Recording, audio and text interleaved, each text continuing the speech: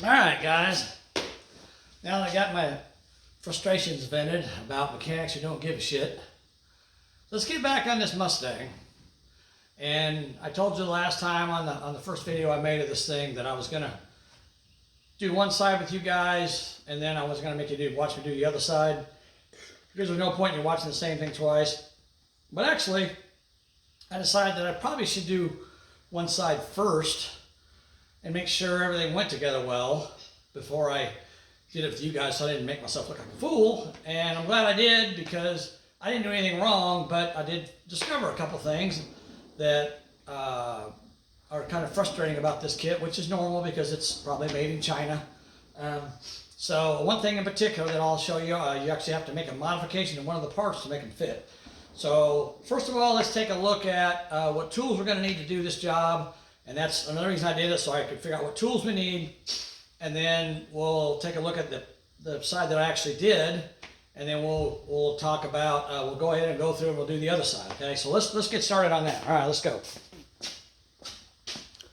All right, so first things first here, we'll get you off here and we'll take a look at what parts we need. Or I'm sorry, we know what parts we need. We got a kit. What tools we need. And by the way, I went ahead and painted, like I said I was going to do, I went ahead and painted the master cylinder black. The booster is kind of a gloss black, so I went ahead and painted the master cylinder a gloss black too. It kind of came out like a hammered finish, which is kind of cool. I kind of like it, but it's not a big deal. So as far as tools goes, you're going to need a couple different size hammers, a smaller one and a bigger one. You need a pair of channel locks, pair of side cutters, straight screwdriver, a pretty good size one, and I was using 11/16, 5/8, 9/16, half inch, 7/16, and unfortunately I had to use a 10mm wrench on this thing because the Chinese can't figure out how to put standard size parts on some of this stuff, so I had to use a 10mm on one of the brake lines. I'll show you. And if you happen to have a set of what they call flare wrenches, this is a flare wrench. It's really good for brake lines. I'm not sure if I can find one that'll fit on, but there we go. So as you can see, it fits on there. It's good for brake lines, but it's open so you can get it over the brake line, but it's also got like a partial flat on it. It's not what they call an open-end wrench. You can't just slide it over a nut. You have to actually put it over from the top, but they make it this way intentionally so you can put it over a brake line and get down to a brake line nut. And so it works really well for that. If you got a set of those, you can use those. I didn't use them on this because it's all brand new, so it goes together pretty easily. I also need a 3/4 inch socket, a 9/16 socket, and a 3/8 socket. And then I got a pretty long-handled 3/8 drive ratchet here. Okay, so that's all the tools you need. And I did have to make, you see that piece of pipe there? I'll talk about that in a little bit and why I made that. So we'll talk about that in a little while. All right, now here's the side I did. It's the driver's side. It's pretty much done. I need to tighten up a couple fittings on it, but I haven't reconnected my tie rod in yet, but I'll get that done. But this is basically what it looks like when it's done. So I can rotate it here. You guys can see that.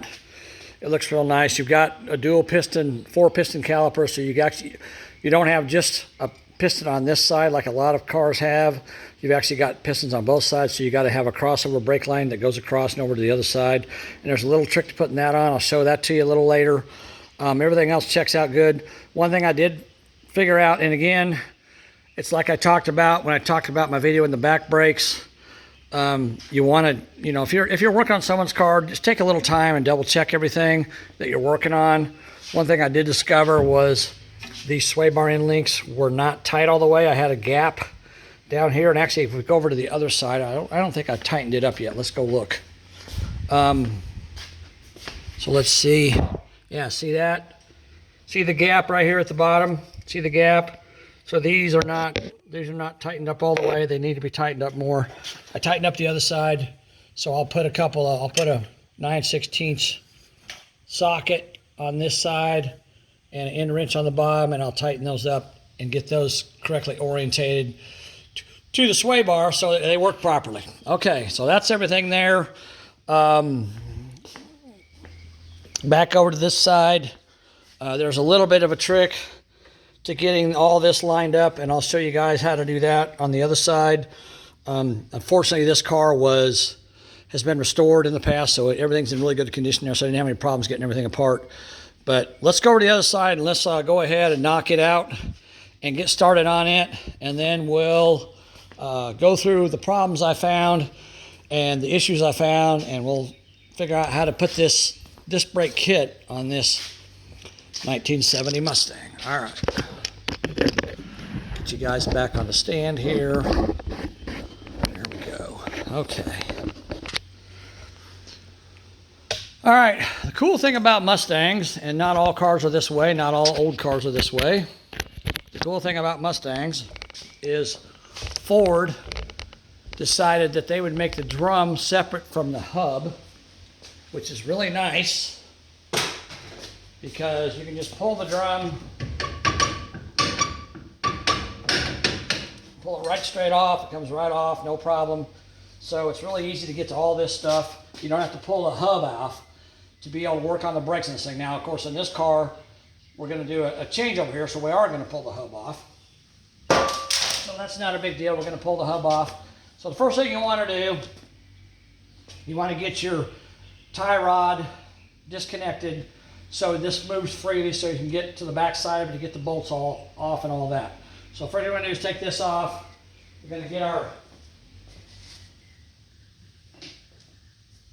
our wire pliers here, our side cutters, and we're going to pull this cotter pin out and get this thing apart. And I always try to save these cotter pins if I can, but sometimes you can't. You know, of course, now they tell you, oh, you should never reuse them, blah, blah, blah, but I've always reused them. It's not that big of a deal unless they're in really bad shape. And the new ones they sell you now are basically made out of wire. They're not even really the right material. They're really cheaply made, and they're horrible quality. So I don't like them very much. I try to reuse the old stuff because it's usually better quality materials. So I got to get in here and get this thing kind of squared up so it pulls through. It's kind of bent up a little bit, but we'll get it to come apart. There we go. I think we get it out now. So you grab it like that and pull on it with these pliers. Makes it nice so it pulls out, and it kind of straightens it out too when it pulls out. So that's nice. We can actually reuse that. It's in good shape. All right.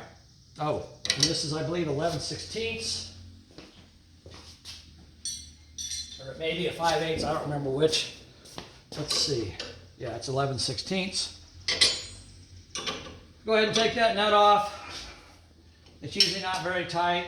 I think that one should have been a little tighter, but it's not. But we'll tighten it up when we put it back together. One thing you want to remember when you're doing this, once you take this nut off, you got two ways. You got to get this tie rod end off of your knuckle. There's two ways you can do it. You can either thread the nut to where it's at the end of the stud and then hit it from the top to break it loose. But a lot of times you'll damage the nut.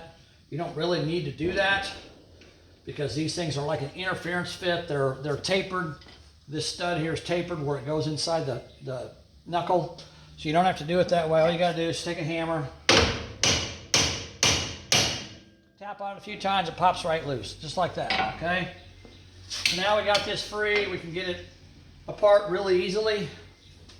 So let's go ahead and keep taking it apart.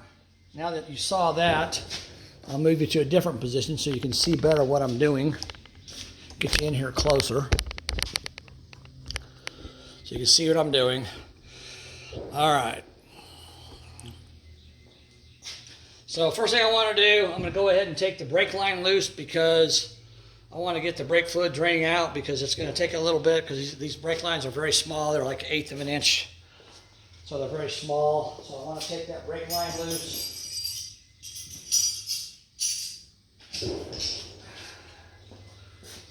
So we're going to get it off first Just bring my tools over here that I need, all my tools.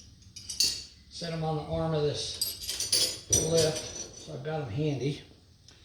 Okay, and before you pop this brake line loose from this bracket, you guys can see that okay, right? Yeah, it's kind of hard to see. Let me zoom in just a little bit here.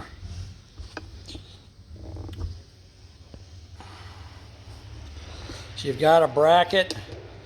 You got a bracket that's bolted to the frame right here, and you got your soft line, your rubber brake hose. See that? You got that going into the bracket, and then you got a hard line coming out. That hard line goes to the master cylinder.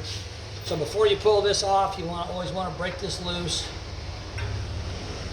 Shouldn't be too hard on break loose on this car because everything's fairly new, and it did come right off there. So I'm going to take that off first.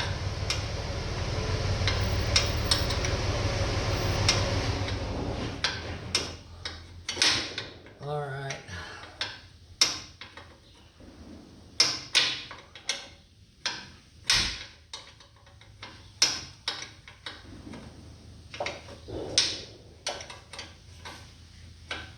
Got a little bit of brake fluid coming out of there now. Not a big deal. All right, we got that loose. There we go. And I was gonna try to pull that out, but it ain't pulling out, but it's loose, the nuts off of there. So now, take your side cutters that you use to pull off the cotter pin, right? And this clip that's in here has it has a 90-degree bend right on the end of it. So if you take your side cutters and you put them in there at the bottom and grab it, and you kind of rotate it upwards like that. See how I rotated it upwards? Can you see that? And then you grab it again all the way across like that, and you just kind of wiggle it out. See how I did that? It comes right out of there. See how I grabbed it? I grabbed it on the end with these side cutters. It works really well to pull that clip out. And remember, that clip goes a certain way, okay? This L shape goes facing away from the bracket, so you always want it to be facing away. And like I said, I just grab it with the pliers, just like that, and pull it straight out, wiggle it a little bit, and it comes right out. So that bracket's out of there now. So now we can pull our rubber line loose, and it comes right out, and this is our rubber line. This is fairly new, but we're going to replace it with a different line, so we don't need it. I'm going to let that sit down there and drain. I got a pan on the floor. It's going to drain into that pan, and then we'll back you guys back out again here so we can see what we're doing. All right. Now, next thing, you got a couple choices here. You can take your bolts loose or your nuts loose on the back side to pull your backing plate off. But actually, before you do that, you got to go ahead and pull your hub assembly out because it's going to be in the way of getting all this assembly off. You don't have to take your shoes off. You don't take any of this hardware off. Just leave it attached. You can take the hose off the back if you want to because when you lay this thing on the floor, the hose is in the way. I took it off the other side. I'll probably take it off this side as well. And to get this hub assembly off, I just take the big screwdriver that I mentioned before, and you stick it right in between the cap and the hub itself, and you just there's a groove right here you put it into, and you tap it down a little bit, and then you twist it. Oh, that didn't work very well. It's rotating on me. All right. Let me set my hammer down here. Hold this hub, and I'm going to twist this 90 degrees like that. So I'm going to twist it. See how that's starting to move? Just working around.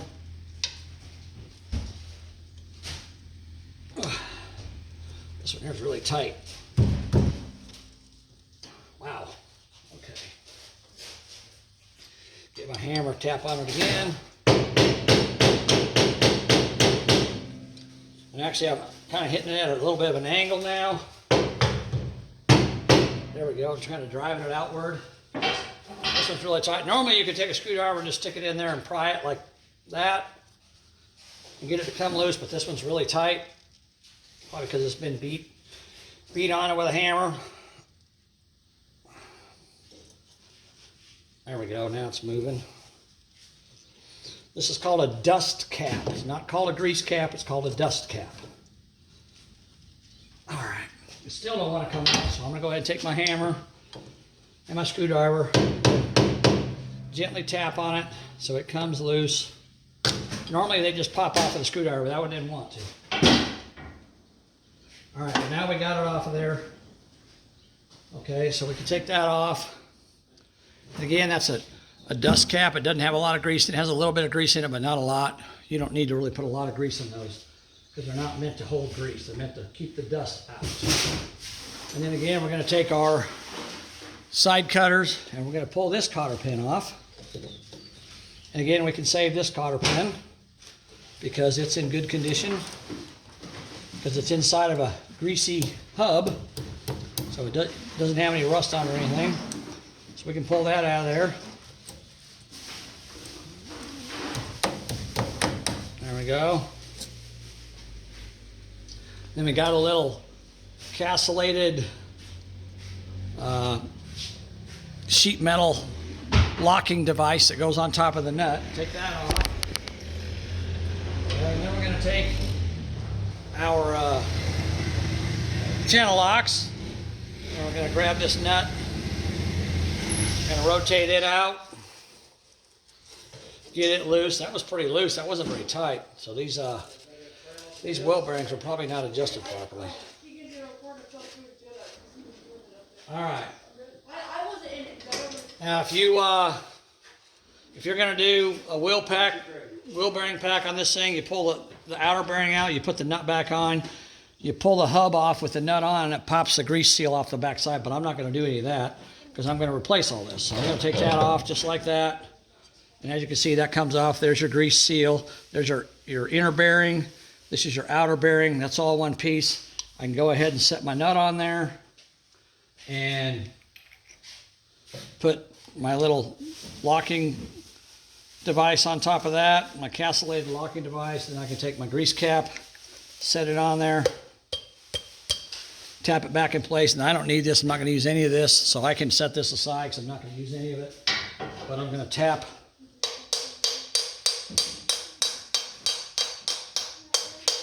that cap if it'll go.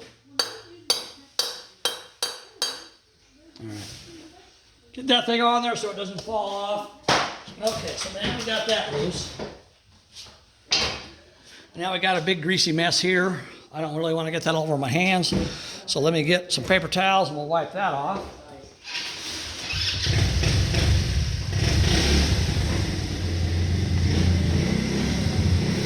All right, I'm gonna wipe all that off, get that cleaned off. There we go. That way I don't get grease all over myself. Now this doesn't have to be like spotless. You don't have to be perfectly clean because you're going to put it back together anyhow. So if you leave a little bit of the old grease on there, it's not going to hurt a thing at all. You want to make sure you don't have a lot of grease on this backside because you don't want it to accidentally bleed through and get on your disc brake system. So just wipe that off. I'm not going to spray it down with anything. I'm just going to wipe it off because all this is coming off anyhow. Now let me pause this and go wash my hands, and we'll come back and we'll start working on this again. Hold on. All right, I'm back. I got my hands clean. I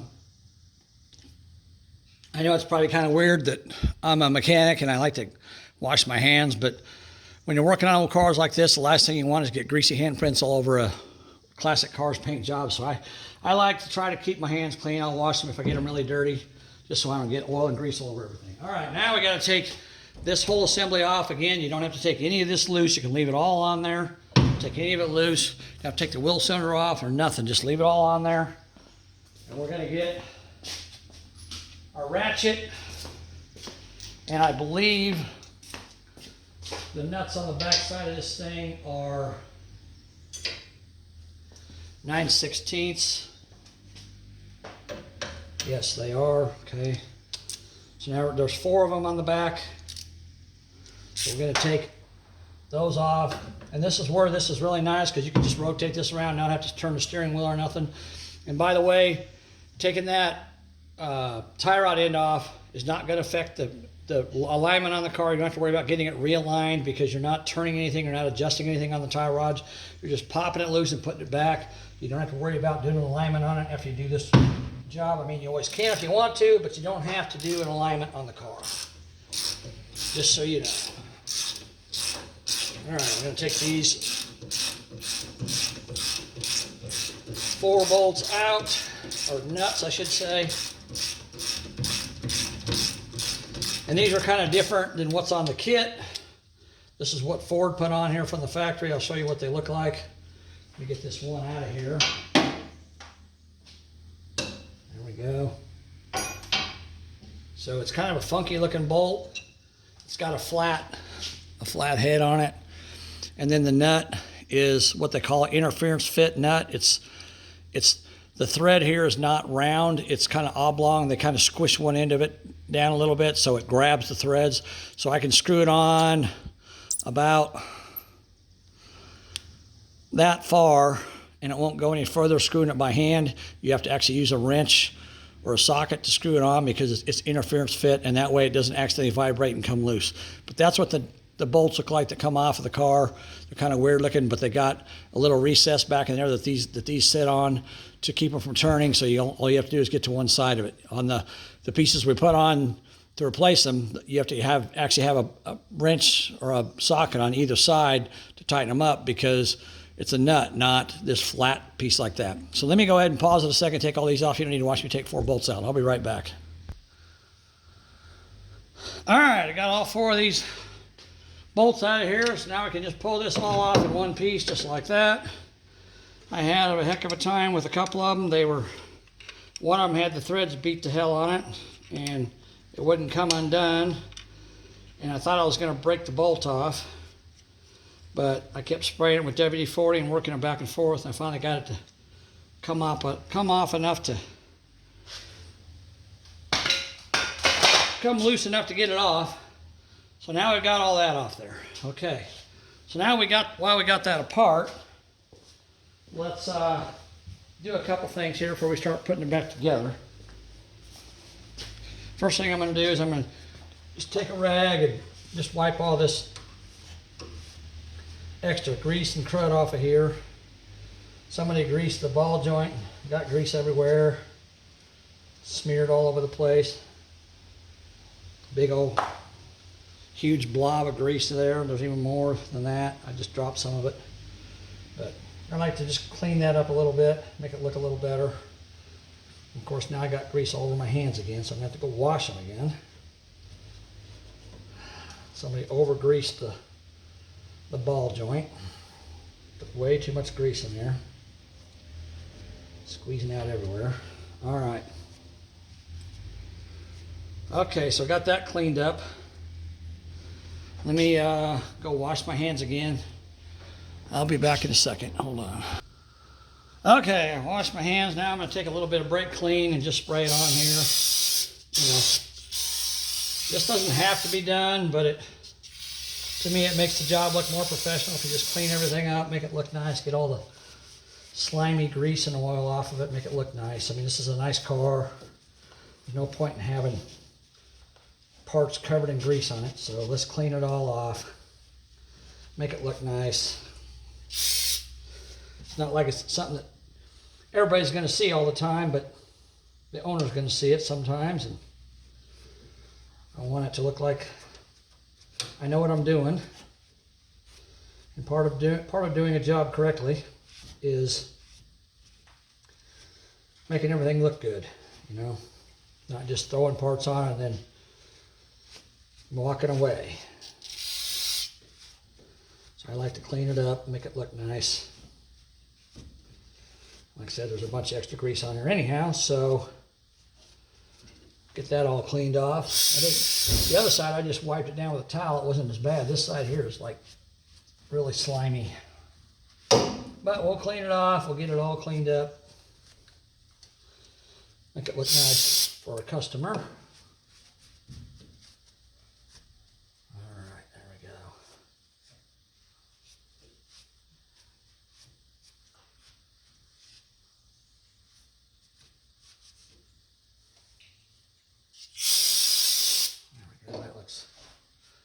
That looks a little better. Not quite all covered with grease and slime.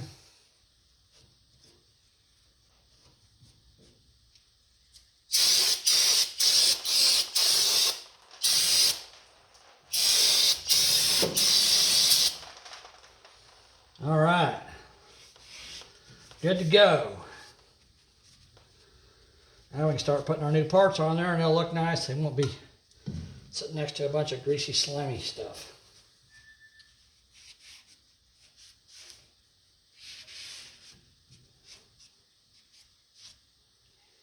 Okay.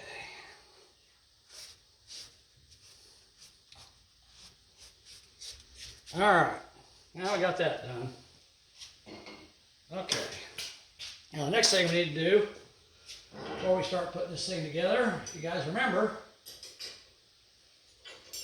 I told you these sway bar end links were not correctly installed.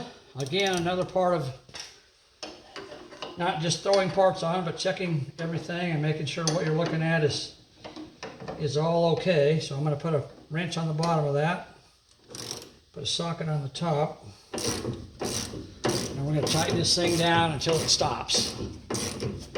The way it should be. It should be all the way down as far as it'll go.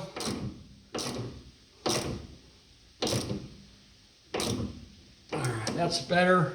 We're taking up a little bit of our slack. We still got a little bit of a gap there, but once we put this thing on the ground and everything, the lower control arm and the upper control arms move into position, that'll take that gap up. It'll be correct. Okay, so now we're done with that. Now it's time to start assembling all the new parts. So let me go grab those. First thing you got to put on there is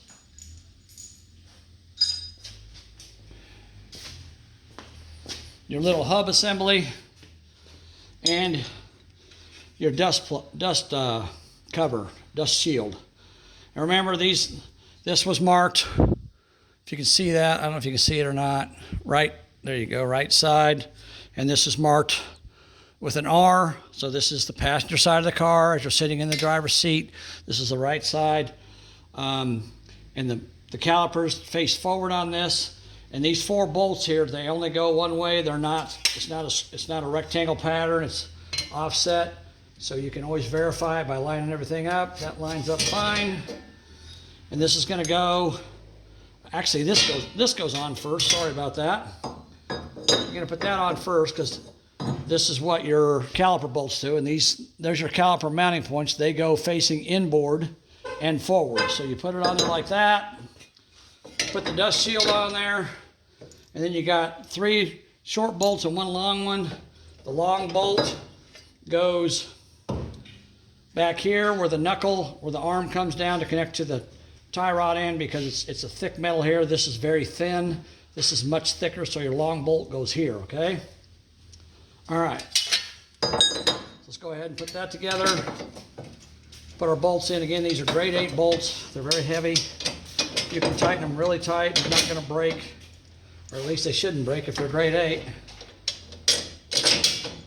All right, then we take the long one and we put it on the bottom back here where the steering knuckle is, the tie rod end, attachment point. All right.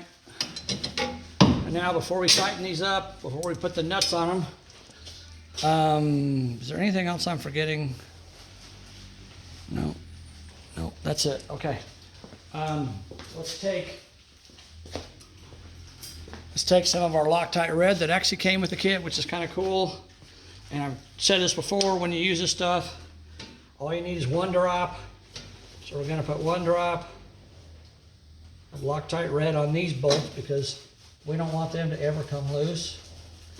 And in the future, they should not be needed taken off for basically the life of this car. So we're going to put 1 drop of Loctite red on them.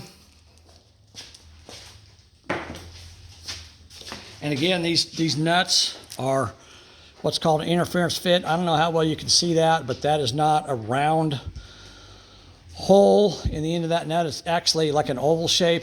It's kind of like this flat here and the opposite flat there. They're kind of smashed in just a little bit to give you an interference fit to help hold the nut in place. So you're going to screw it on. It's only going to screw on like until it gets to the end of the nut and it's going to stop. You're not going to be able to screw it on by hand. So you got to get those started and you got to finish them with a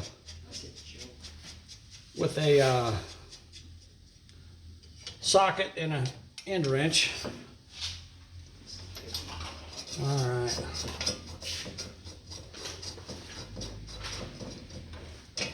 All right, there we go. Now we got all 4 of those in place. We'll get a socket and a wrench and we'll tighten them up. Okay, now we got that together. Let's get our wrenches. And there's a torque spec in the instructions on this thing. I don't remember what it is, but this is a 3/8 bolt. The torque spec should be around 50 pounds, but I'm not too worried about it because I've done this a million times. I'm going to get it really tight anyhow, and I can tell you right now with a grade 8 bolt, you can tighten this thing up really tight and it's not going to, the bolt's not going to break, it's not going to snap off because it's a grade 8 bolt. So you can basically just tighten the snot out of them. As long as you got them really tight, you can hear that interference thread squeaking against the bolt.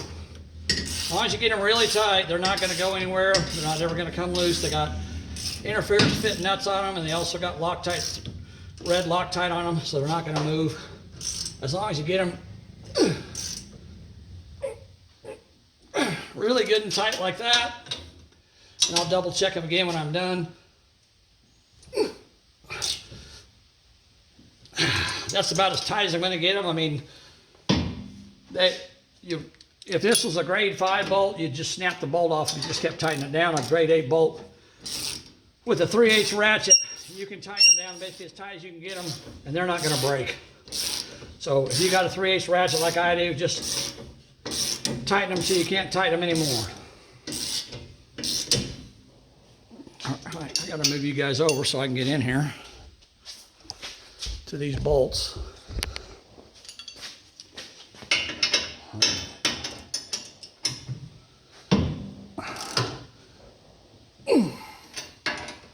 As you can see, I'm really cranking hard on them, and I can promise you that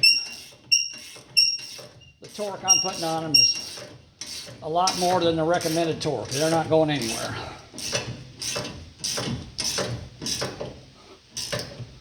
All right.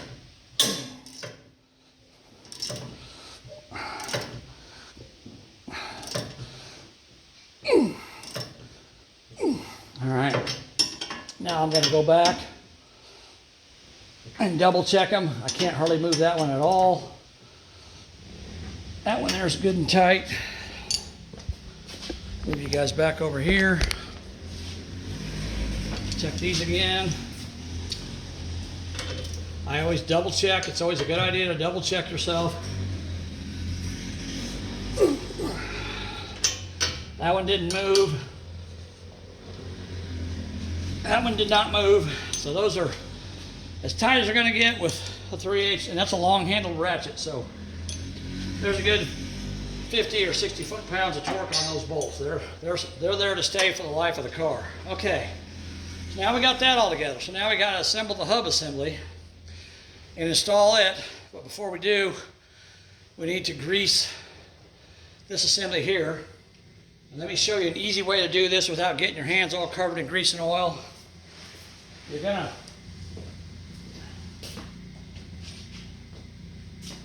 gonna get a little bit dirty doing this when you pack the bearings, but I like to try to keep my hands as clean as possible as long as I can.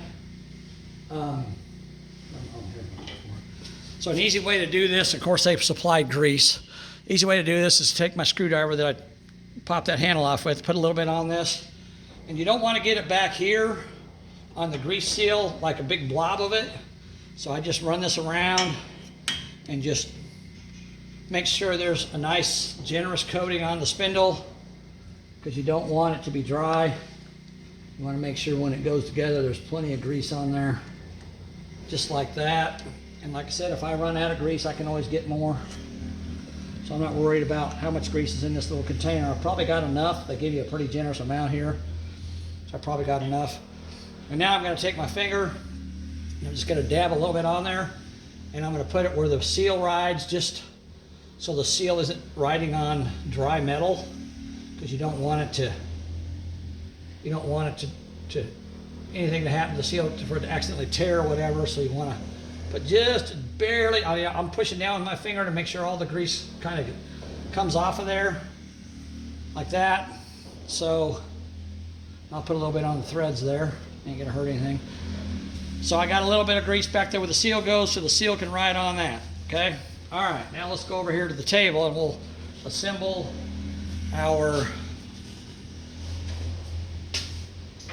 put our hub assembly together. Okay, let's go over here.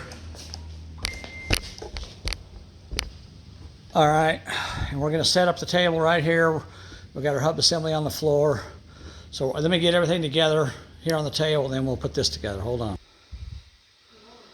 All right, guys, here we are with this hub assembly. I've already pre-greased this, and again, I used a screwdriver to grease it with. You want to make sure you get grease on the race and get a very generous amount of grease inside the hub assembly itself. And then I've already packed the outer wheel bearing with grease. I'll show you how to do it on the inner bearing. I'm sorry, this is the inner bearing. I'll show you how to do it on the outer bearing. So you drop that in there, and you want to make sure that you keep the area where the seal goes clean and free of grease. You don't need grease on the seal. You don't want it to get all over your disc brakes. Drop that in there like that. You take your seal. Your seal, again, is an interference fit. Set it on there. Take a smaller hammer. This isn't as big as the other one I had. It's a smaller one. And you just kind of tap around on it until you get it to start dropping in place.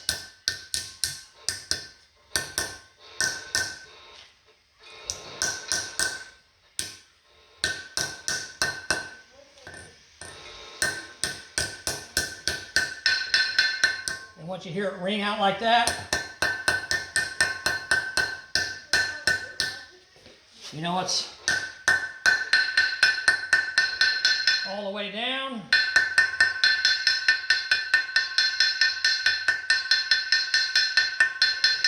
Go around it a few times like that. All right, and I'm gonna go ahead, since I'm here, I'm gonna go ahead and show you guys how to pack a bearing. If you don't know how to do that.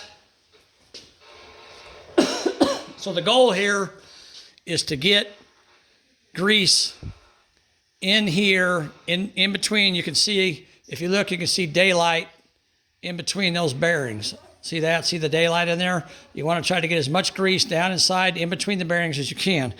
Now, the old school way to do it is to put a blob of grease in your hand and take the bearing and smear it like this across the grease. Rub the race of the bearing, the cage, I should say, the bearing cage. Rub it against your hand and scrape it. Sorry, I'm trying to get where you can see this. Scrape it on your hand and force the grease in there, but it makes a big mess in your hand. So what I like to do is I'll just take a blob of grease like this, and I'll put it on there, set it on in place, and I'll just start pushing it down there and in there with my fingers, and just keep going around and pushing it in there. Shove it in there as far as I can get it, and keep going around and pushing it in there, and it's going in there. It's as you notice, the big blob of grease I had is getting smaller because it's going into the bearing. Just keep doing that like that a few times. All right, and then you can turn it over, do the other side the same way. Shove it down in between the cage and the race. Get it down in there where the bearing is at, like so. You got to be really generous with this. You want to make sure this thing's very well lubricated, just like that. And again, everybody's got different ways of doing it. You can actually buy a tool that you can put this bearing in, and you can grease it with a grease gun. You don't even get grease on your hands. But I just like doing stuff by hand. It doesn't bother me any at all. So now I've got a lot of grease in there. I'm going to put some on the outside, and then I'm going to take my finger, stick it in there, and I'm going to rotate the bearing and make sure that there's grease is moving around inside there, getting on all the bearings. And now that's fully greased and ready to install in the car, and I got a mess on my hands. So I take the bearing and I just kind of scrape the grease off my fingers with it, like that. And then I can also take the container, put the grease back in the container, because I don't need it on my hands. I need it on the car parts, obviously. Just like that.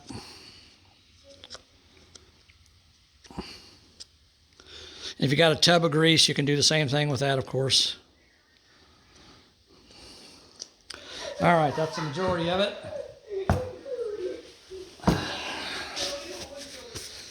Wipe our hands off, get all that grease off our hands, because now we're going to be handling the brake disc, and we don't want to get any grease on the disc itself.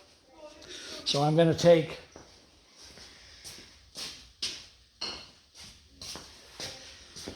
some brake clean, and I'm going to do the wrong thing, and I'm going to spray it on my hand like this,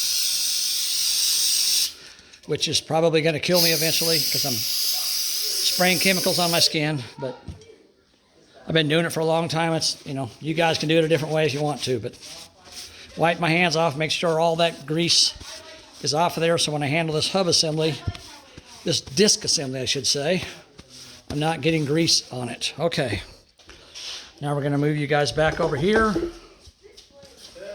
so we can install this, and I'll show you how to adjust your front wheel bearings. We're going to back you off just a little bit. Come on. All right, there we go. Okay.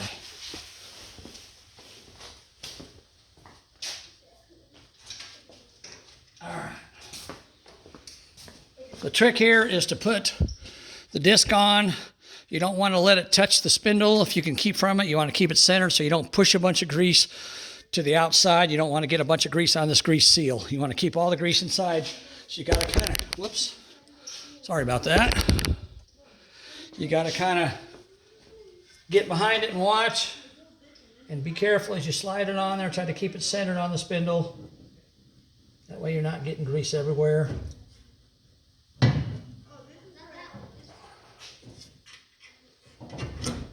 There we go, that's on there. And now you've got the front here, and there's no grease, not very much grease there. So again, we got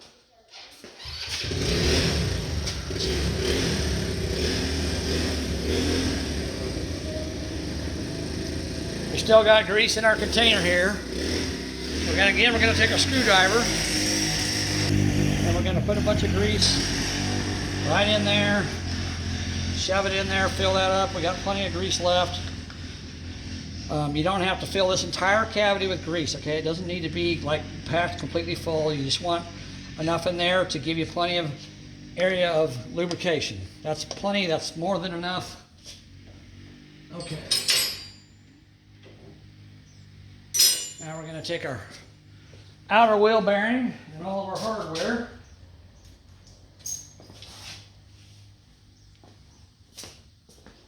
And we're going to put our outer wheel bearing,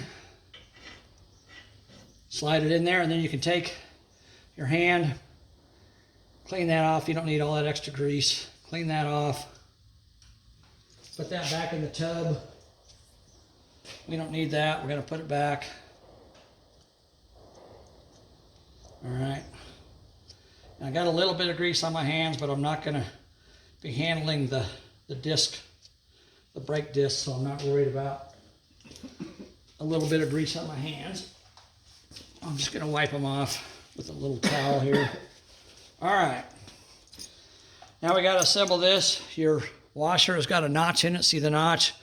There's a notch in the spindle bolt assembly. So you put that notch in there, slide that in, put your nut on. It doesn't matter which way the nut goes. It is not an interference fit. It's just a standard thread. Hopefully it goes on there because it's made in China. There we go. And it doesn't want to go very well because it's probably got good high quality Chinese threads on it. So we're going to grab our pliers and put it on there. Now this is where some controversy is probably going to come in. Some people are going to like the way I do this, some people aren't, but it's my method, it's the way I do it. So I tighten this nut with a pair of pliers, basically until it stops right there, until it stops like that, okay? Then I've got this retaining sheet metal nut, you want to call it, with the castles on it, and there's a hole horizontally through the spindle where this cotter pin goes in like that. So the way this thing's designed is if you put it on there one way, it'll cover the hole up. If you move it just one notch over, it'll uncover the hole. So I like to put it to where it's over the hole. So the hole is right there. I'm putting it so one of the castles is covering the hole, so the hole's covered up. I can't put the cotter pin in there because the hole's covered up. So then I'll take my pliers and I'll turn it back just enough to get this cotter key in there. And basically what that does is it sets your tension on your wheel bearings, okay? You don't want them tight, because if you get them too tight, you're gonna burn them up and you're gonna lock up your wheel going down the road and wreck your car. So you want just a little bit of play in them. So that sets your tension on your wheel bearings. Put your cotter key in there, bend it over with your pliers, just like that.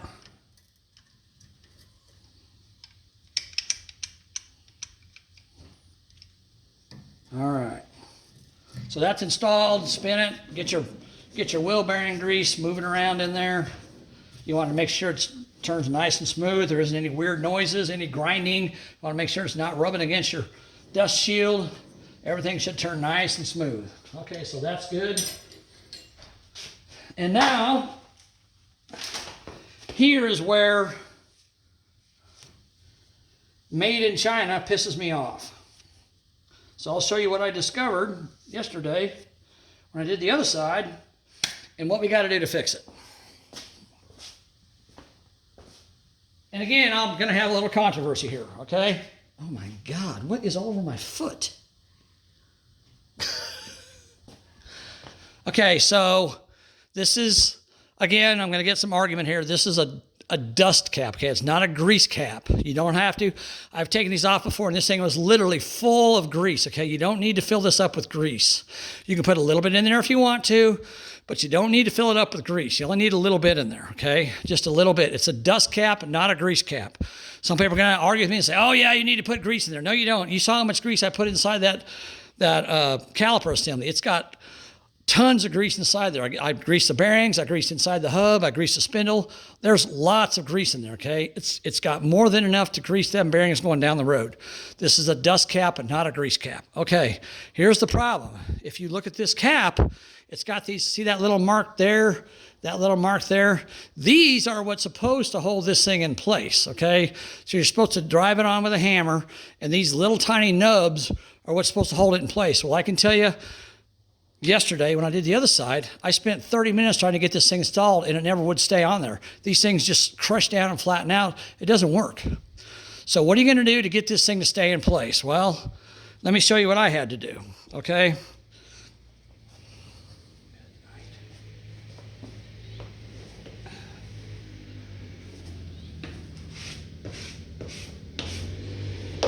I guess I must have stepped on that. All right, get some brake clean up my mess on the floor. Okay, so they actually tell you in the instructions to get yourself a piece of 1.5 inch pipe to drive this on with, okay? Well, you can do it all day long with a 1.5 piece of pipe, and these little nubs are gonna flatten out and it's gonna fall back off. I don't trust it. I found this piece of pipe, it was like 3 foot long in my brother's scrap pile, and it was not 1.5. So I had to put it in a vise, and I had to tap it down. You can see I used a ball peen hammer. I tapped it down until it was just big enough to fit over that. And then I welded a washer on the end of it. So now I got an installation tool for this cap, but it's still not going to stay on there. So what do you got to do to make it stay on there? All right, so let me show you what we got to do. We got to go in the other room. Hold on, and I'll show you. Okay, so here's what I had to do to make this work. I don't really need this in here. I didn't need to bring it in, but it's here. Take a vise. You're going to need a vise for this, or something to hold this. And I basically put it in there, and I just snug it up until it's held in place. I want it to be loose enough that I can move it around. So I'm going to just basically hold it in place, okay? Just like that. I'm going to hold it there. And then I got to take a small ball peen hammer, and what I'm going to do is I'm going to go around. Actually, I can use this end of it.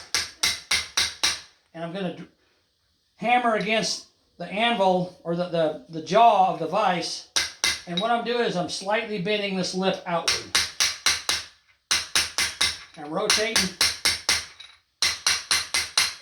this thing as I do it, this dust cap. not grease cap.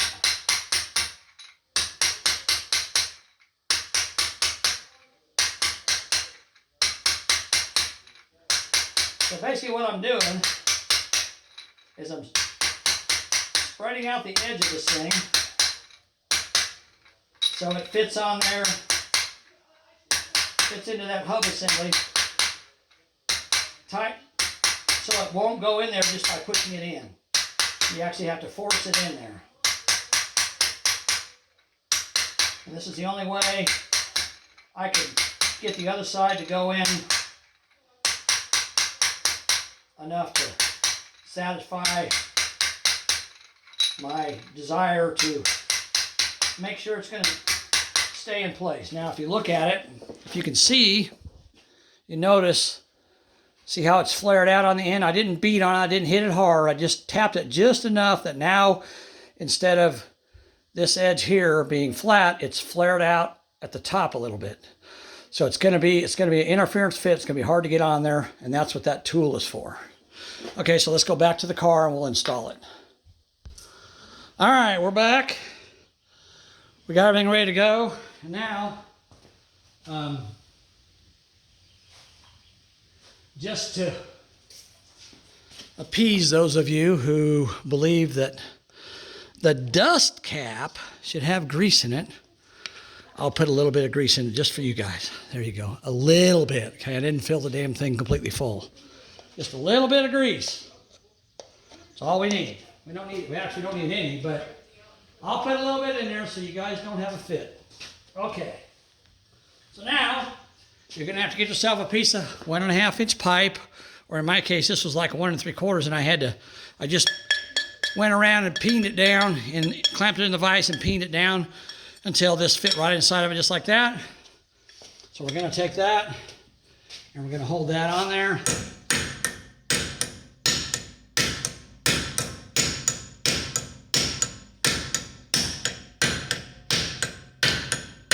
And as you can see, I'm hitting it pretty hard.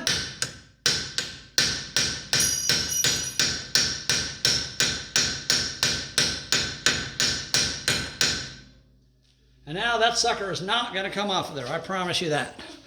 So that's what you're going to have to do to make that dust cap fit correctly. All right? So now we got that done. Next step, we got to install our caliper. So let's go ahead and do that. We got our, and by the way, remember these calipers, I'm looking to see here, and here's one thing I don't like. That's a freaking metric bolt, because the Chinese don't know the difference between metric and standard. You need to remember that these calipers are side specific, okay? You need your bleeder screw to face up towards the top of the car. If I put the caliper that's on the other side, on this side, it would be like that, and you would never get all the air out of your caliper because your bleeder screw's down here. So you want to make sure you install them correctly with your bleeder screw facing up, okay? So we're going to put the caliper in place, and we're going to install the grade 8 bolts that hold it. But before we do, we're also going to take, and these will eventually have to come off again when you need new brake shoe or brake pads. These are disc brakes. So I'm going to take the blue Loctite and I'm going to put how much? 1 drop. 1 drop. That's all you need. You don't need to drown the threads with it. Just 1 drop of blue Loctite on the bolt. And I got to line it up with the caliper bracket that I bolted on to the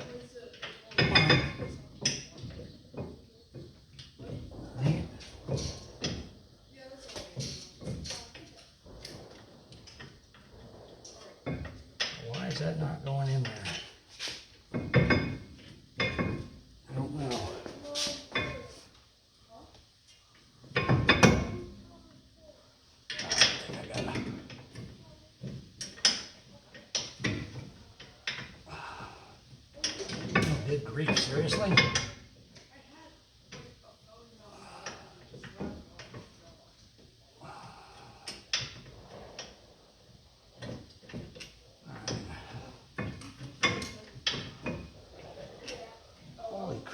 means it. Well, that's interesting.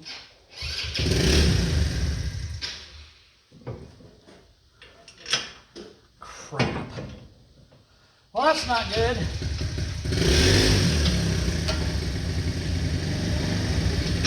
Once again, sorry to block it with you. Once again, we got made in China. Let me show you guys what the problem is here. Another problem that I just encountered, which really pisses me off. So I couldn't get the bottom bolt in the caliper, and the reason I can't is because the dust shield is made wrong and the caliper is hitting the dust shield. Right there, it's hitting the dust shield and it won't let it go in far enough to put the bolt in. This isn't a very good... Here, hold on a second. Let me get a light. All right, now you can see it better. So see where the caliper, right there, the caliper is literally hitting the dust shield and it won't let me push the caliper in far enough to get the bottom bolt in place. So now I got to modify the dust shield so the caliper will go the rest of the way in. I did not have to do that on the driver's side, but I probably should check it and see how close it is because it's not fitting on this side. Once again, made in China equals garbage. So I'm not impressed with this kit. Hopefully the owner of this car will contact the company and let them know about these problems, and we'll see what happens. So I got to take the bolts out, pull the caliper back off, and man, I really don't want to take this thing completely apart again. So I think what I'm going to do is I'm going to get a grinder in here, and I'm just going to basically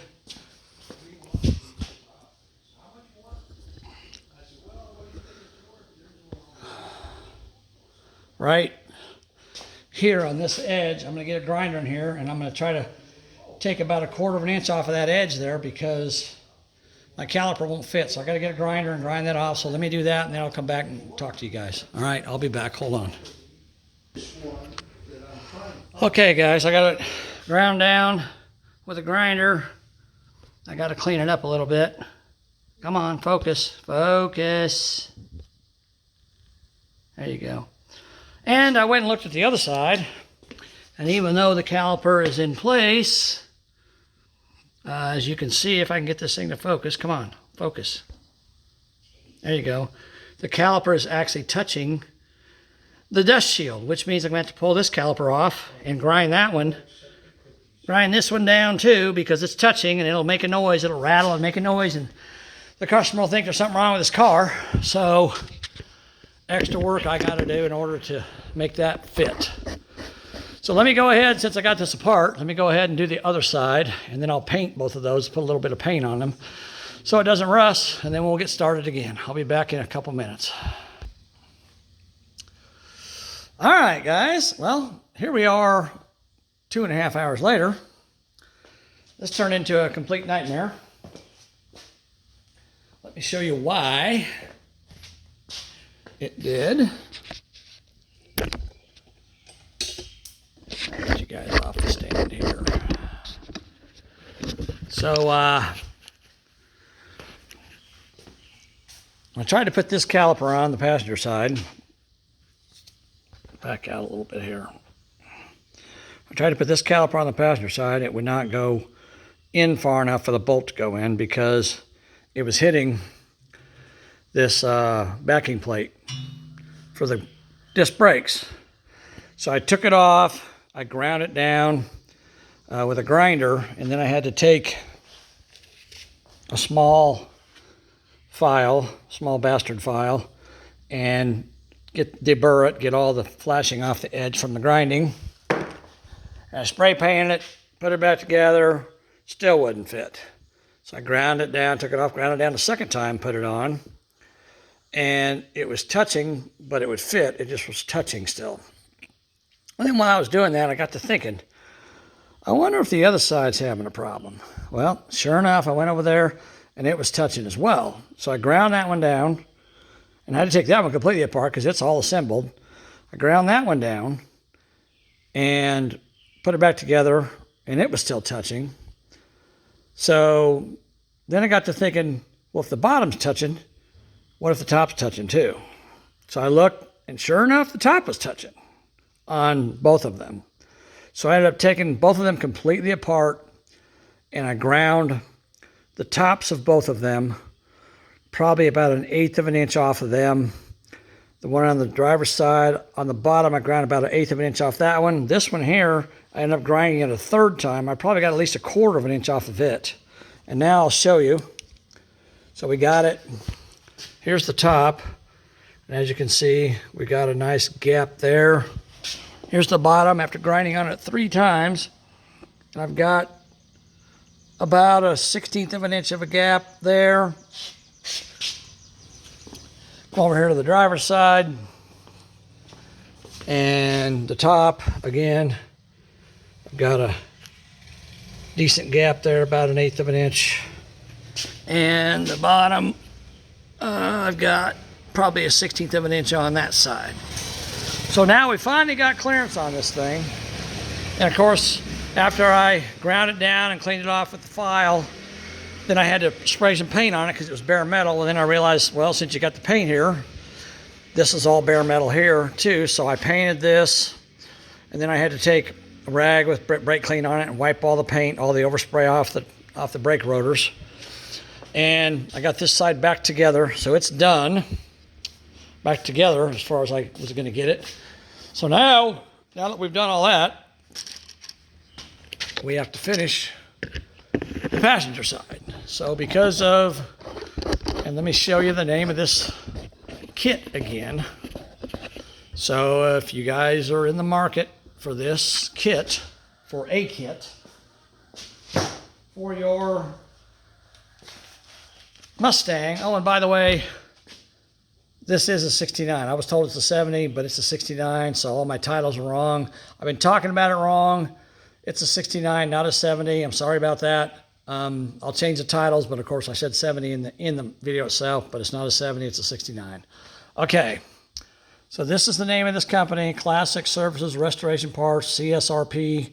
So if you buy this kit, this backing plate here and this backing plate here, the passenger side, this is the driver's side. You get on this edge here and this edge here, you got to grind about 1/8 of an inch off of both of those. This is the driver's side. The passenger side, you're going to have to grind about 1/4 of an inch off of the bottom of this one and about 1/8 of an inch off the top. So my suggestion to you is to do it before you install these, because I didn't know that. That's why I do this stuff, because if I find a problem, I can let you guys know. But you're going to have to grind on both of those to get your calipers to fit and have clearance between the caliper and these edges here. Because if you don't, you're probably going to have some weird noises coming from your front end. You're going to wonder what's going on. And then you're going to find out all it was rubbing. And actually on the passenger side, you can't get the caliper on, so you don't have a choice. You have to grind them. So if you're going to grind one, you might as well grind them all. But again, you're going to take a minimum of 1/8 of an inch off all 4 of them. But on the passenger side one on the bottom, probably more like 1/4 of an inch. I'd take quite a bit. I ground it 3 times before I got it to clear. So now it's okay. And speaking of problems, since we're talking about it with this kit, let me grab some stuff here.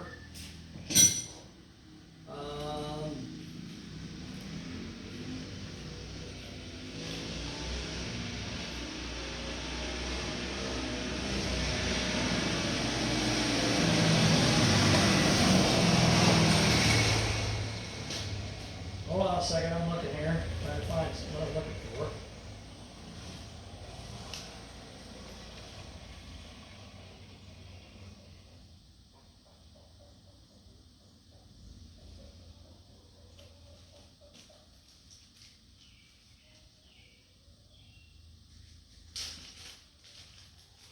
So I showed you guys before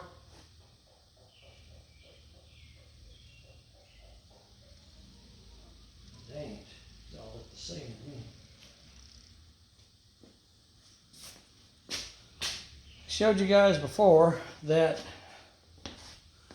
with this hose here, you have to have a copper washer here, right? And they give you like a whole bunch of copper washers with this thing. Well, unfortunately, most of them are the wrong size. So if I take, there was 4 of them in a bag by themselves, and then there was bags of 2 for each one of the calipers. Well, if I take some of them and put them on there, look at that. Look at how big that is. There's like, I mean, that's not even close. That's, you can see the size difference between the threaded portion of this hose and the washer. See how much bigger that is? It's way too big. But if you dig through them, you'll probably find one that is, that one there is a little closer. It's not quite as big. It's got just a small gap, and you can center it on the brake hose fitting enough to get it to seal. So the majority of these washers are not the right size. You have to dig through them and find one that's got a little smaller centerpiece and doesn't have near the gap. See, the gap on it's quite a bit smaller than this one here. See the difference? See how big that gap is? That gap is huge. A lot bigger compared to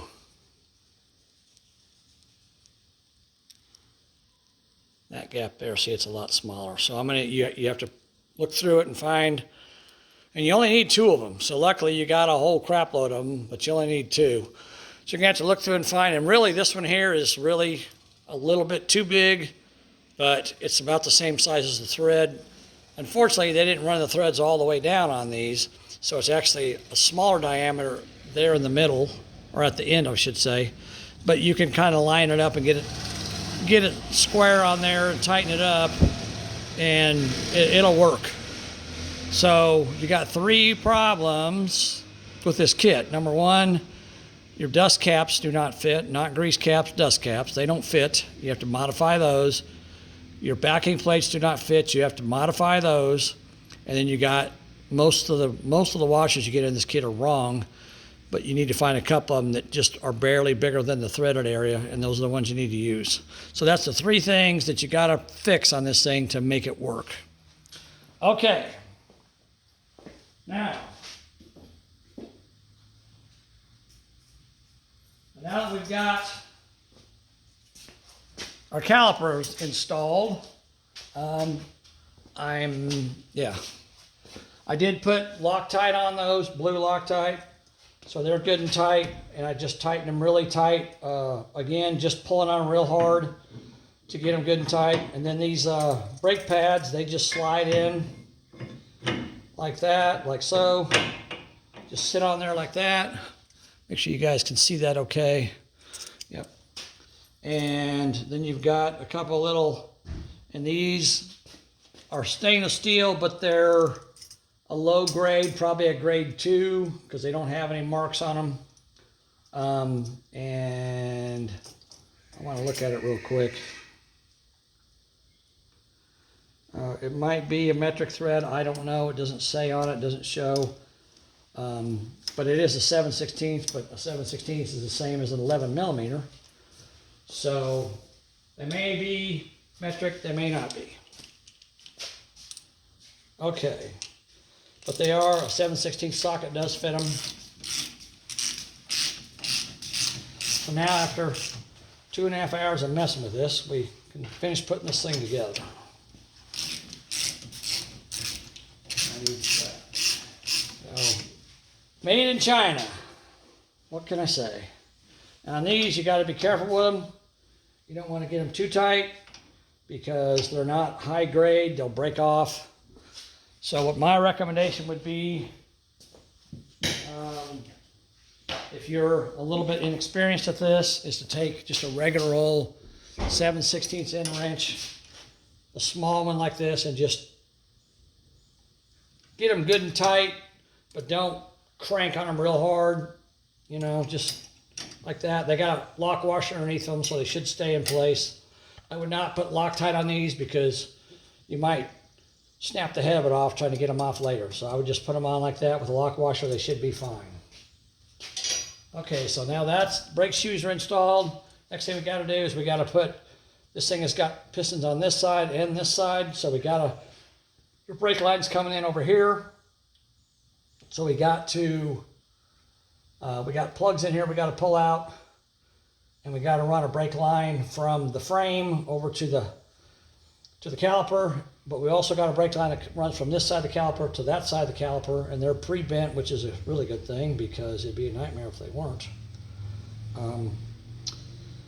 So I'm going, let me grab that, and there's something important about that as well.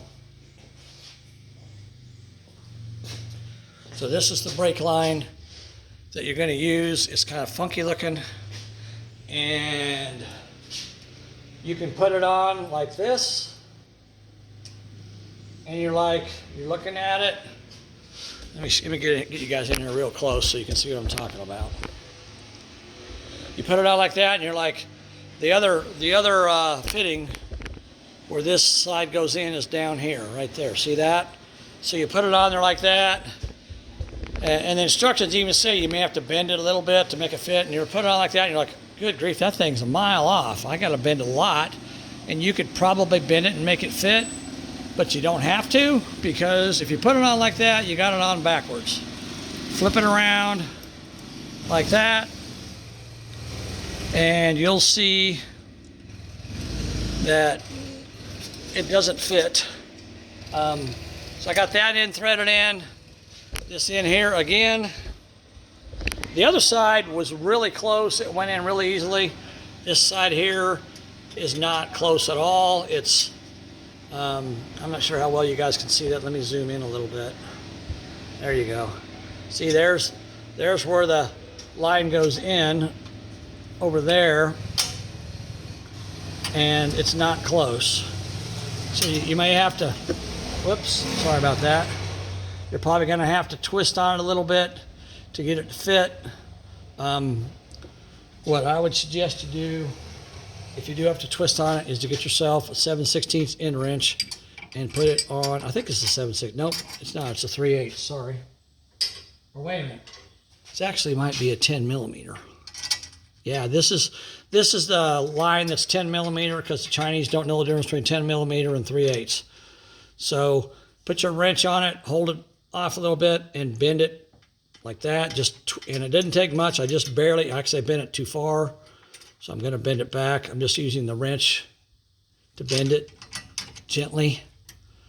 And you have to be careful. You don't want to pull too hard on it. You don't want to damage it. Okay, so now it's screwing in there. So like I said, I had to bend it a slight bit, which wasn't bad. I mean, it's not a mile out of tolerance there. And I can tell you, as easily as this bends, this isn't nearly as good a quality as the factory lines would have been. This is not as strong as steel, but it's made in China, so I'm not surprised. But anyhow, it even says in the instructions you may have to tweak these a little bit to make them fit. So I'm not surprised that I do have to tweak it. But it's a 10 millimeter. There you go. Hold on, I got some weird noise going on here. All right, guys, sorry, we got a bunch of noise outside. Kids are running around on off-road vehicles. Okay, so we got that. I had to bend that slightly to get it to fit.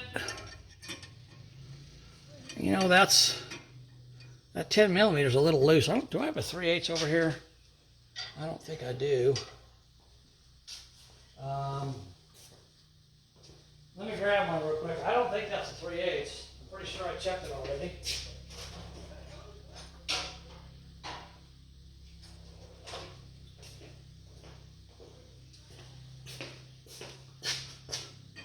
Oh. No, look at that. It is a 3/8. My mistake. I thought it was a 10 millimeter. Okay. So we have to be careful with that. We don't want to strip it out. And these have to be fairly tight because you got the force of the brake system on these fittings whenever you press on the brake pedal.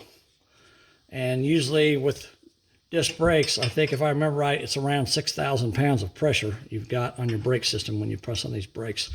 So you want these fairly tight. I mean, don't crank on them real hard, but just make sure they're really good and tight against there. All right, there we go. That one's feeling good. That one's feeling good. Check them one more time. Yep. Okay. All right, let me go over to the other side, tighten up that side, and then I'll get a light because we got to work inside the fender in there where you can't really see that well. So let me tighten up the other side, and then we'll get a light, and we'll go in here where we can work inside here, hooking up the soft brake line. I'll be back in a minute. All right, guys, now we're in here, and we got to run the soft line from the hard line on the frame over to this connection right here on the side of the caliper. So let me grab that.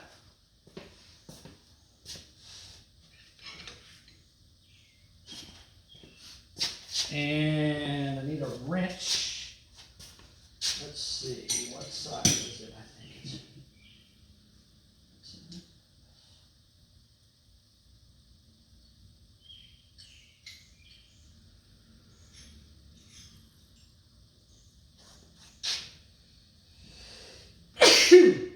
Excuse me. All right.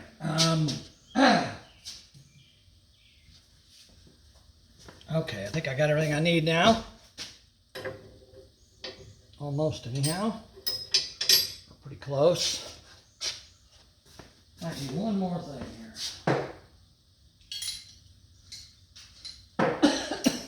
All right. Now that we finally got these dust or backing plates on the calipers figured out.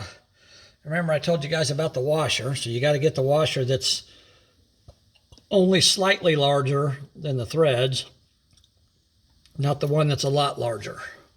So we're going to thread that in there first into the caliper, and we're going to do that because you got to rotate the hose as it slides in there, or as it screws in there, I should say. It doesn't slide in. Come on, baby.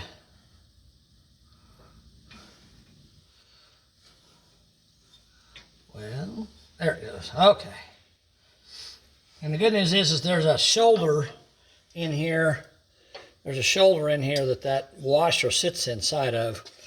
So it pretty much centers itself in there. So it's going to fit really well. It's going to seal up okay. I'm not even worried about it. Okay, that's a 5/8, by the way. We're going to tighten that up. And again, you don't have to like crank on it really hard. You just have to get it good and snug. The copper washer is going to crush a little bit. That's why they call it a crush washer. Got it good and tight without damaging anything. All right. And now we got to bring it up here, and we got to hook it to this hard line, this from the factory. Whoops.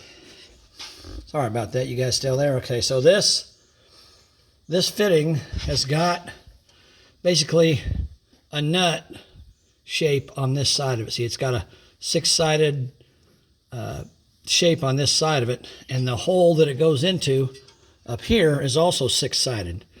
So you just slide it in there, and then the clip that I pulled out before, if you remember, the clip that I pulled out before is the one you put back, but we actually have new ones with this setup. So I'm going to grab the new one, wherever it's at. There it is. So I'm going to grab the new one. And this should go, when you put this in, you want to make sure that this line is not kinked or twisted. You don't want to twist it around or bend it. You want it to just go straight in there just like that. And you want it to drop in place. And you may have to rotate it a little bit to get your hexagonal shape to match up to to the fitting itself, or to the bracket, I should say, not the fitting. But it should go in there fairly easily. Now that I sneeze, my nose is going to run, of course.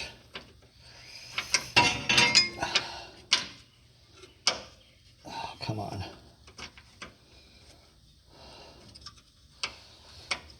This one here doesn't quite want to go in, and I'm kind of tight for space here, so I got to let you guys in here so you can see what's going on. Come on. Dang it.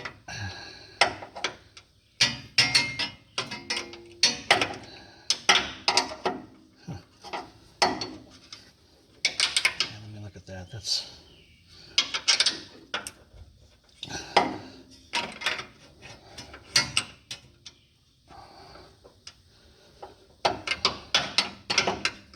This one here is being a little harder than the other side was. The other side went right in. This side's not going right in. I'm going to have to twist it a little bit to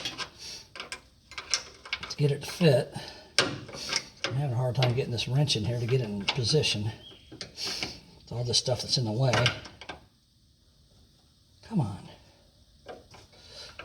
Dang it.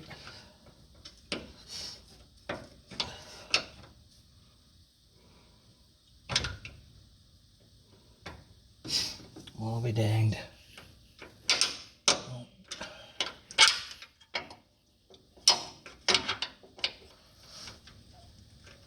Come on. There it goes. All right, we got it to drop in there. And I got it to drop in. Then, of course, since it's kind of twisted a little bit, it doesn't want to stay. So now I'm going to have to get it in there and try to hold it in place while I put this clip in place, this clip here. Okay, let me try this. Get rid of that wrench, because I think I can twist it by hand enough to get it to line up. I believe. Come on. There it goes. All right, now I got to put this in there. And that's a really tight fit for that thing. So you shove it in there with your thumb, and remember the little 90-degree bend faces toward the front of the car. So you want to push it in there with your thumb as far as you can. And now it's being held. And then you take a hammer and you just tap it in place.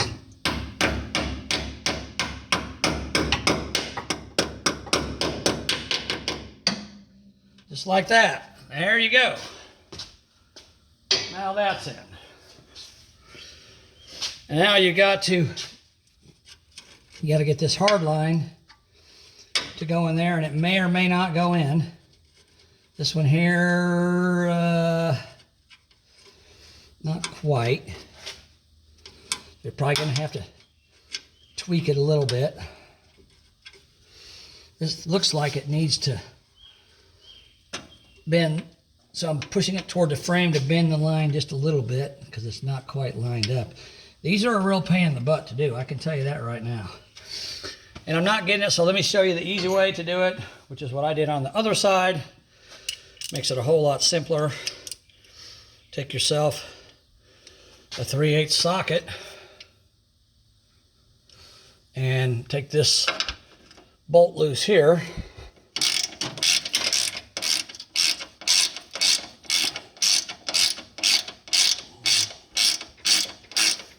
This is just a little clip that's screwed to the frame with a sheet metal screw.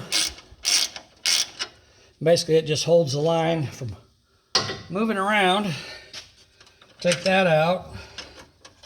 Now your line moves everywhere. See, it's just a little sheet metal screw in there.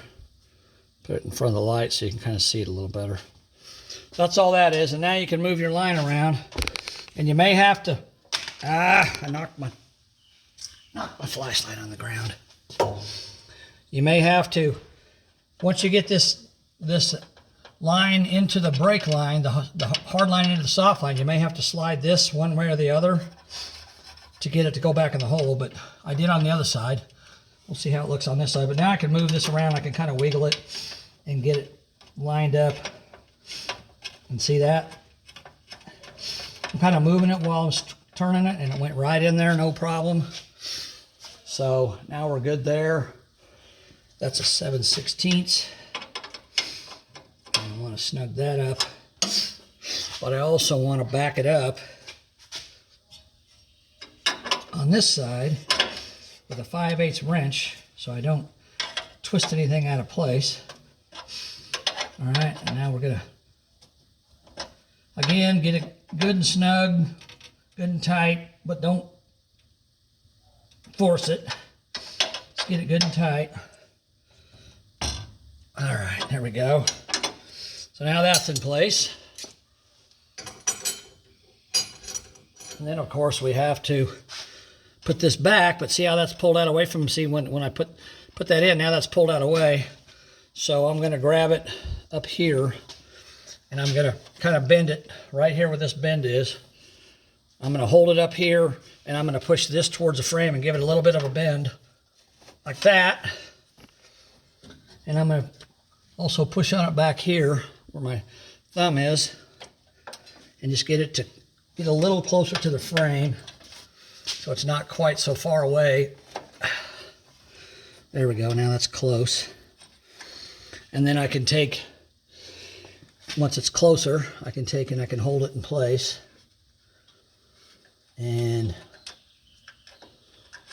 put my sheet metal screw back in the frame. If I can get it to start. Come on. Hold my mouth right, so to speak. Come on. Don't be so stubborn. You came out of the hole a minute ago. You can go back in. Dang it. Got to get it lined up just about perfect.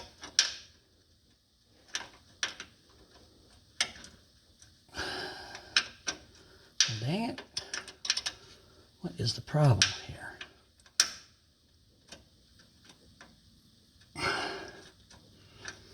Come on. There we go. Okay, we got it started.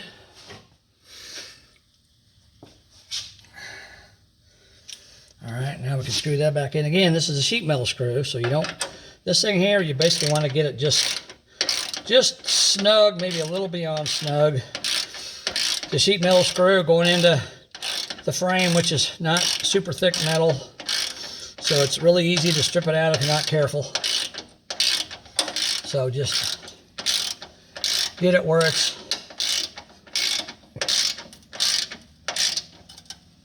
stops turning like that, and then go maybe a quarter of a turn farther. And that should get that in place. All right, now this kit comes with this bracket here. I've shown you guys these already. This is a bracket that goes on the frame where that bracket is. But if you compare the two, if you can, I don't know if you guys can see that or not, but if you compare the two, see how much different this one is than that one? It's quite a bit different. So if I take this one and I line up the mounting point to it, see how much further away this one is, the new one is from the old one. So if you end up having to use these because these are gone or rusted out or broken or whatever, you're going to have to modify this fuel line, the hard line, a lot more to get it to fit. So you may have a little bit of difficulty with that because, again, they didn't make this bracket right. They should have made it a lot shorter than what it is. It needs to be back here. You could almost cut it if you really wanted to use it and you wanted to get picky. You could almost cut it right here and drill a new hole in this section and then just bend this 90 degrees to where it's 90 degrees from this, because that's what that is. This is a 90-degree bend, and it would be a lot closer. It'd probably work a lot better that way. And you could even take a grinder and cut a little notch in it and bend that down to go into the hole that's back there if you wanted to. But I didn't need these. I'm not going to use them, but they're either not going to work for this, or you're going to have to either modify the hard line to fit the bracket or modify the bracket to fit the hard line, one of the two, because these are not correctly made. So it'd be a little difficult to use them this way. But you can use them. You just have to modify them or modify the line. All right, so now we got all that together. Let's back it out here.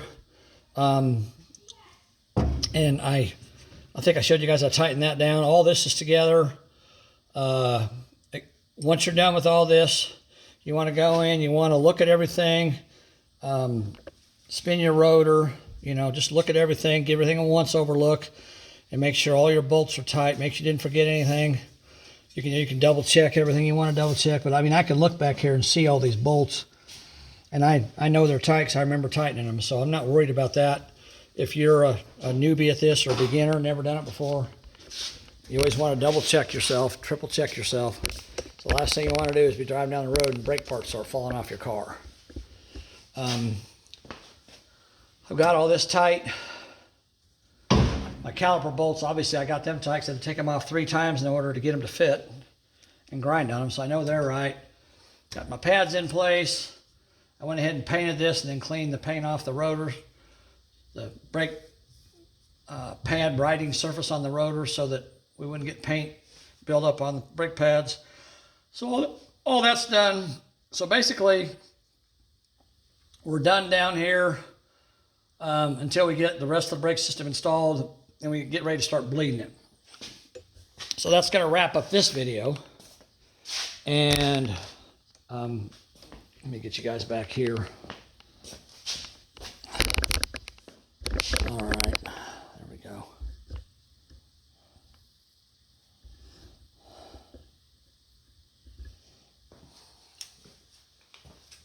Okay, that's going to wrap up this video. So as you can see, this kit that's supposed to be made to fit this Mustang does not fit it the way it should. Unfortunately, it has to be modified. I'm probably going to try to get a hold of the company and let them know what I found with it. And I don't know if they'll fix it or not, because a lot of them don't care. But maybe they will too. I don't know. But anyhow, it obviously has to be modified. It can't fit. It can't work the way it is. So, but that's the installation of the brake system on the spindle. It fits pretty well, but you have to make some modifications to make it fit perfectly. So anyhow, now we got to go up to the top, and we got to install the master cylinder and the booster, and then we have to find a place to run the booster brake or the booster vacuum line to the engine, and then we have to put the what do you call it, the valve. We got to put the valve on there. I can't think what it's called now. The diversion valve, or whatever you want to call it, adjustable valve. Got to put this on there, and we got to hook up the front brakes and the back brakes. So we'll get that done. We'll do another video on that, and we'll get started on that here in a little bit. So anyhow, so there's some good things, some bad things about this system. It works pretty well, but you have to make some modifications to it. Hopefully this helps somebody. If you buy this kit and you watch this video, you're going to learn a few things. It's going to be easier for you because you can actually, like the dust caps and the backing plates, you can modify those before you even put them on the vehicle, so you don't have to fight them like I did. You're going to have to get you a piece of 1.5 inch pipe. What I would do is I would take a dust cap with you to like Lowe's or Home Depot or hardware store and just make sure it drops down inside there. You could actually get like a piece of black pipe that's threaded on one end or threaded on both ends, about 6-8 inches long, and get you a pipe cap, and screw on the top of one end, and then you could use it to drive those caps on with. You use that would work. I mean, I had this here, so I just made my own. It worked just fine for me. So anyhow, that's it for now. I'll make another video on installing the system up at the top. Oh, one more thing. My tie rod ends are loose. They're still hanging off the car. I'm going to put them back up and just screw the nuts on there, just enough to hold them in place, because if I need to take something apart later on down the road to get behind there to work on bleeding the system out, I don't want to have to break those loose again, so I'm just going to finger tighten the nuts on there, and when I'm all done, I'll go ahead and tighten them up the rest of the way and put the cotter key in them and lock them in place. So I'm not going to install those right now. It just temporarily, just finger tight. So let's get this done, go up to the top, and we'll do the master cylinder install. All right, guys. Oh, and the brake pedal install. We got to do that too. All right, guys. Talk to you later. Bye.